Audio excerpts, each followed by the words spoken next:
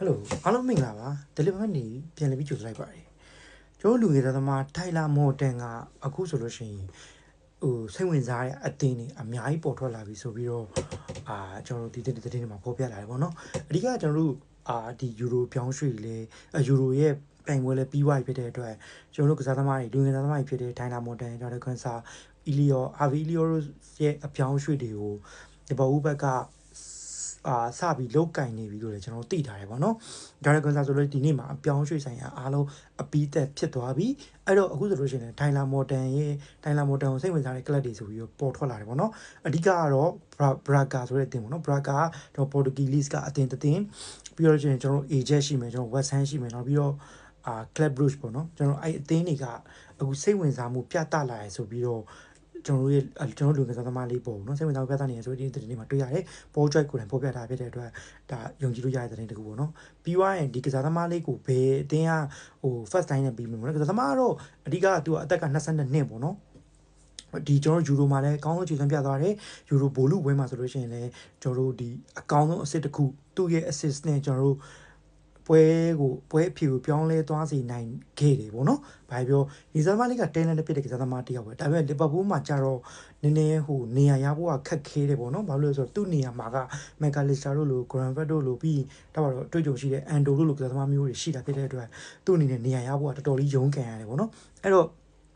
သူကတခြားအသင်းမှာဆိုလို့ရှိရင်ဘာပြောကောင်းလာနိုင်တဲ့ကစားသမားတစ်ယောက်လို့ကျွန်တော်မြင်တယ်လီဗာပူးကဒါမဲ့ဒီလိုကစားသမားမျိုးတွေတော့ကျွန်တော်အထင်တော့ဘိုင်ဘက်ကလော့တွေပါတော့မထဲလောက်ဘူးဒါပေမဲ့ save close တွေပါတော့ထဲမလားတော့မသိဘူးเนาะဒါပေမဲ့ဒီကစားသမားလေးကိုစိတ်ဝင်စားမှုတော့ပြတ်တက်လာပြီဒါပေမဲ့ထဲဝင်ပြောဆိုဆွေးနွေးမှုတွေပါရတော့ဘာမှတော့မရှိသေးဘူးကျွန်တော်တို့အဓိကတော့နည်းနည်းဆက်ပြောရမယ်ဆိုလို့ရှိရင်ဒီကစားသမားတွေကိုကျွန်တော်တို့အမှန်တိုင်းပြောမယ်ဆိုရင်တော့နည်းနည်းမြန်ရောင်းချဖို့တော့နည်းနည်းလိုလာပြီလို့ကျွန်တော်မြင်တယ်ပေါ့နော်ဘာဖြစ်လို့လဲဆိုတော့အပြောင်းရွှေ့ဆိုင်ရာတော့အများကြီးလိုသေးတယ်ဗျအပြောင်းရွှေ့တော့ပိတ်ဖို့အများကြီးလိုသေးတယ်ဒါပေမဲ့ကျွန်တော်တို့ကဒီကျွန်တော်ဘယ်လိုပြောမှာယာတီချိုချေဆန်းပွဲတွေမှာကိုမတိုင်ခင်မှာကျွန်တော်ကစားသမားတချို့ကစားသမားလေးတွေကိုအပီးသက်ခေါ်စီခြင်းတယ်ပေါ့နော်ဘာဖြစ်လို့လဲဆိုတော့ကျွန်တော်တို့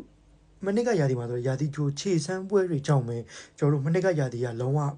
အတင်းကတော်တော်တည်ငြိမ်ဖြစ်သွားတာပေါ့နော်အဲ့တော့ဒီကစားသမားလေးတွေကရတဲ့ဝင်ငွေနဲ့ကျွန်တော်တို့လိုအပ်တဲ့ကစားသမားတွေကိုခေါ်ပြီးတော့ယာတီချိုခြေဆန်းပွဲတွေမှာကျွန်တော်တို့တခါတည်းဘယ်လိုပြောမလဲအတင်းနဲ့အဝင်ခွင့်ချဖြစ်အောင်လုပ်တင်တယ်လို့ကျွန်တော်မြင်တယ်အဲ့တော့ကစားသမားလေးတွေရောင်းချမှုကလည်းကျွန်တော်ပတ်စံရမှကျွန်တော်တို့လူကစားသမားအစ်စ်တွေလည်းပြန်ခေါ်လို့ရမှာဆိုပြီးလည်းသိထားရပါတော့ဒီဘောတခြားသူကတော့ site မထုတ်တော့ဘူးဒါပေမဲ့ကစားသမားကိုရောင်းချတဲ့ဝင်ငွေရတော့မှသူကပြန်သုံးခွင့်ရှိသေးတယ်ပေါ့နော်အဲ့တော့ဒီကစားသမားလေးရောင်းချမှုပေါ်ဘယ်လိုမြင်ကြလဲပေါ့နော်ကုန်းဝင်ဆွေးနွေးပြလို့ရပါတယ်ကျွန်တော်ဒီဗီဒီယိုလေးကိုသဘောကျရဆိုလို့ရှိရင် like and follow လုပ်ပေးဖို့လည်းမေတ္တာရပ်ခံချင်ပါတယ်ပြီးတော့ကျွန်တော်ဒီဗီဒီယိုလေးတချို့ဒီဗီဒီယိုတွေကိုလည်းကျွန်တော် YouTube တို့ Facebook တို့မှာလည်းတင်ထားပေးတဲ့အတွက် deliver ပေးဆိုပြီး share လိုက်ပြီဆိုလို့ရှိရင်လည်း share လို့ရတယ်ပေါ့နော်အဲ့တော့ကျွန်တော်လည်းlike and follow လုပ်ပေးဖို့လည်းမေတ္တာရပ်ခံချင်ပါတယ်အားလုံးကျေးဇူးများတင်ပါတယ်